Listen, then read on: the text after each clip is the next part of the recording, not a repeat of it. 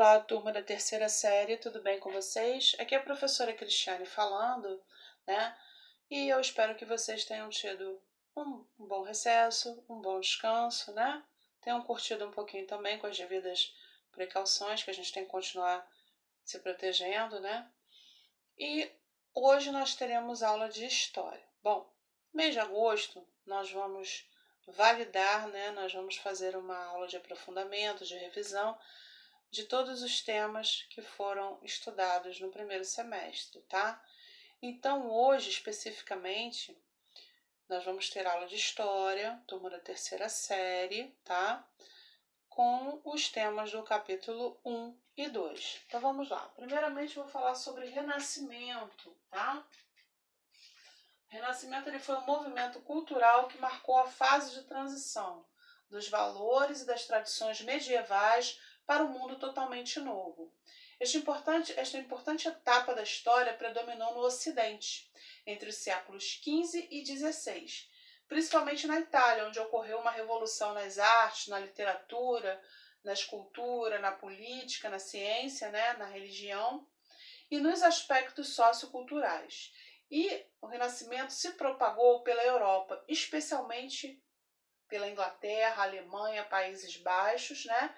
E com menor intensidade em Portugal e Espanha. Por quê? Porque Portugal e Espanha, dentro dessa temporalidade, estava preocupada com as grandes navegações, né? Em conquistar territórios, ok? Bom, e aí nós temos aqui a questão dos mecenas, né? Os mecenas são patrocinadores das artes, eram patrocinadores das artes, né?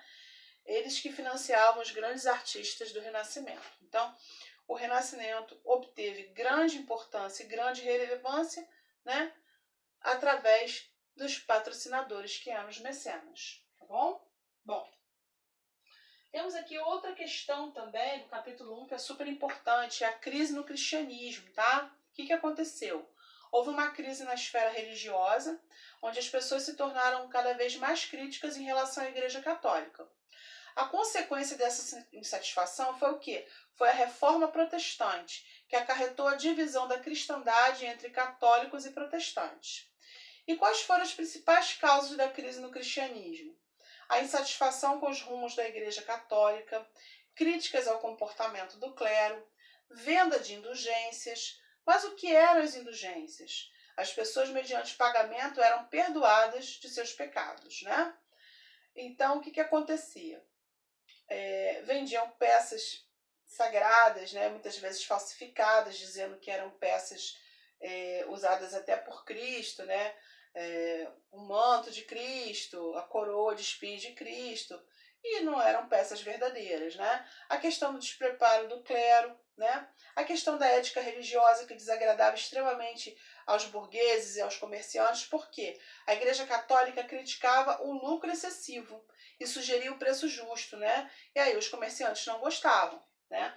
Os comerciantes gostaram do quê? Da Reforma Protestante, porque o protestantismo pregou o quê? A prosperidade, né, pessoal? Bom, daí o que acontece, né?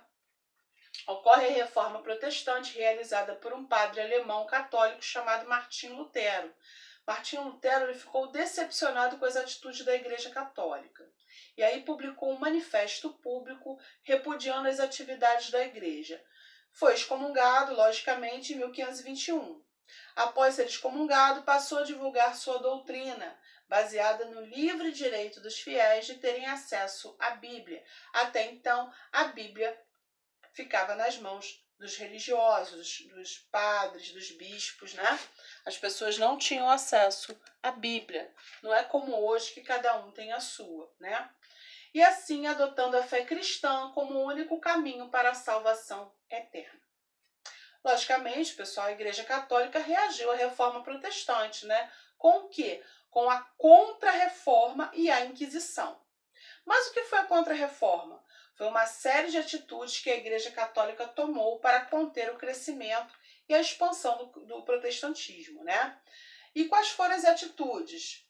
Ordem dos jesuítas. E qual era a missão dos jesuítas? A missão dos jesuítas era converter o indivíduo ao catolicismo, neutralizando assim o crescimento do protestantismo, né? Lembrando que no Brasil colônia, os jesuítas realizaram esse trabalho de catequização dos índios, né? Aqui na América.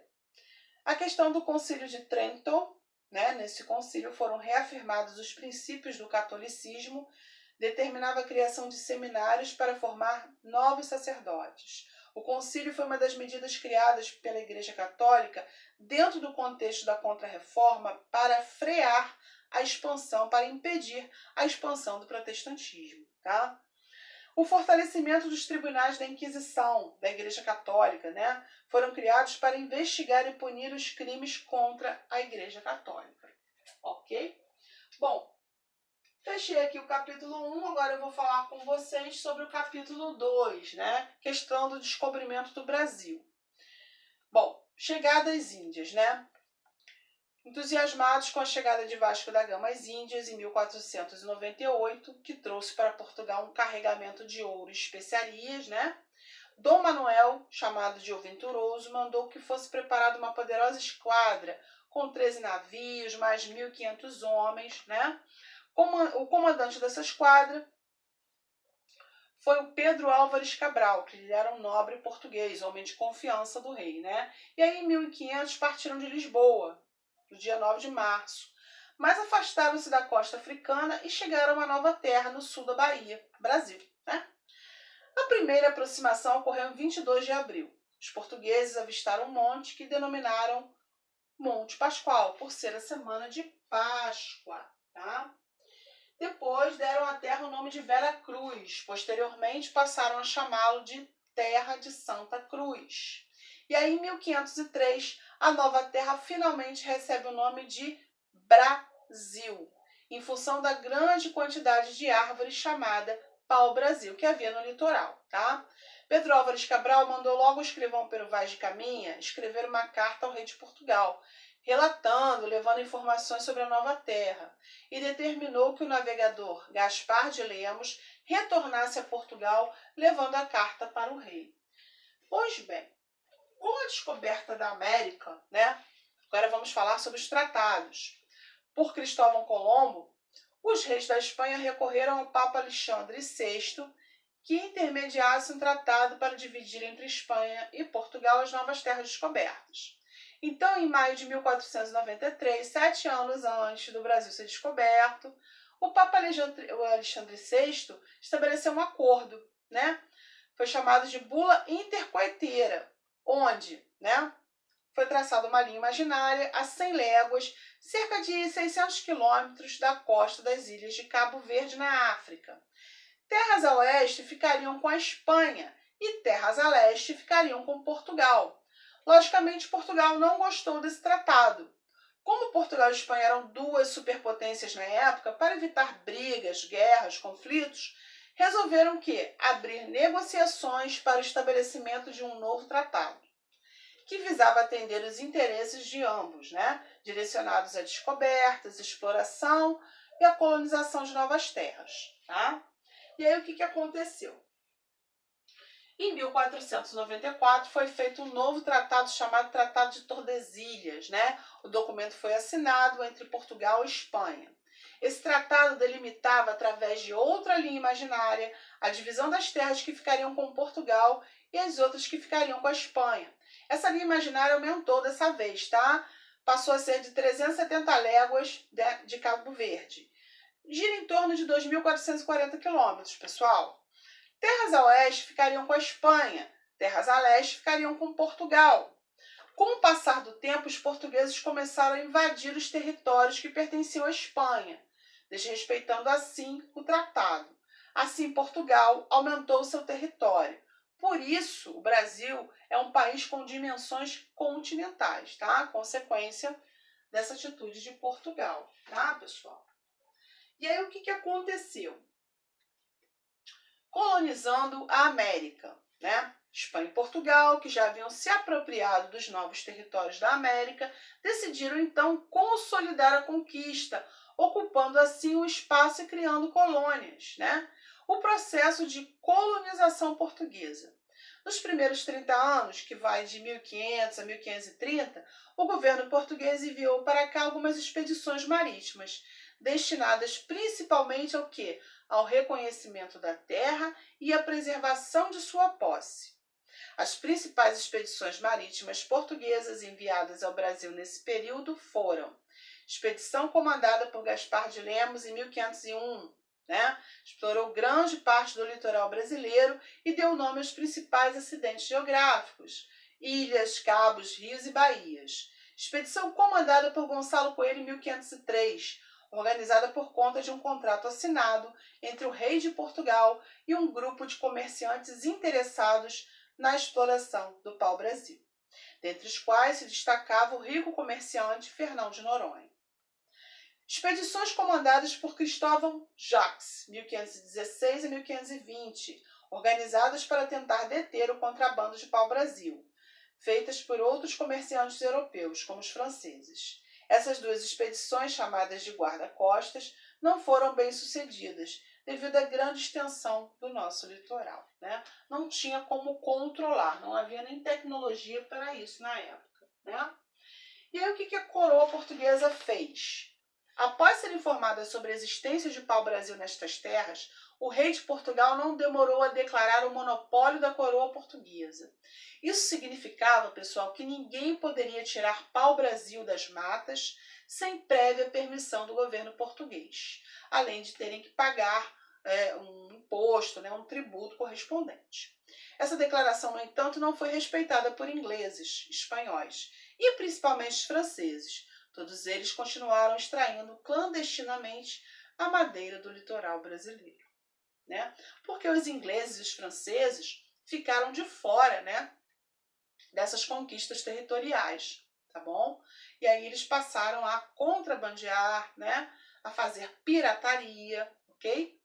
A primeira concessão da coroa com a exploração do pau-brasil foi dada ao comerciante português Fernão de Noronha em 1502. Seus navios foram os primeiros a chegar à ilha, que mais tarde recebeu o seu nome.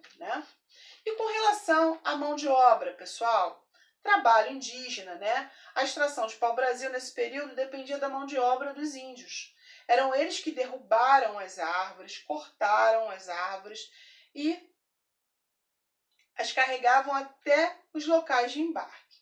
Esse trabalho era conseguido de forma amigável, por meio de troca do escambo, em troca de uma série de objetos chamados quinquilharias, pedaços de tecidos, espelhos, facas, anzóis, Isso tudo para o índio era uma novidade, então muitas vezes até os índios trocavam ouro por esses objetos, tá? E aí o que acontece, pessoal? Para assegurar o território, o que o governo português fez? Criou as capitanias hereditárias, tá? O governo português não estava disposto a investir muitos recursos econômicos na colonização do Brasil, não. A solução encontrada no começo desse processo foi transferir essa tarefa para particulares, tá? Pessoas de confiança do rei. Assim, em 1534, o rei Dom João III ordenou a divisão do território da colônia em grandes porções de terras, 15 capitanias ou donatários, e as entregou a pessoas que se habilitaram ao empreendimento, chamados de capitães ou donatários. Nomeados pelo rei, o donatário era a autoridade máxima dentro da capitania. Com sua morte, a administração passava para seus descendentes. Então, é por isso que o nome é capitanias hereditárias, tá? Passa de pai para filho. Por esse motivo, as terras eram chamadas de capitanias hereditárias, Bom, aqui nós falamos um pouquinho, sobre a questão do Brasil colônia, no capítulo 2, sobre os tratados, e no capítulo 1 falamos sobre o Renascimento e a questão do cristianismo, tá, pessoal? Eu vou ficando por aqui, tá? Estudem, assistam a videoaula na íntegra, tá? Estudem a apostila, tá bom? Qualquer dúvida estarei à disposição. Um grande abraço, fiquem com Deus e até a próxima aula.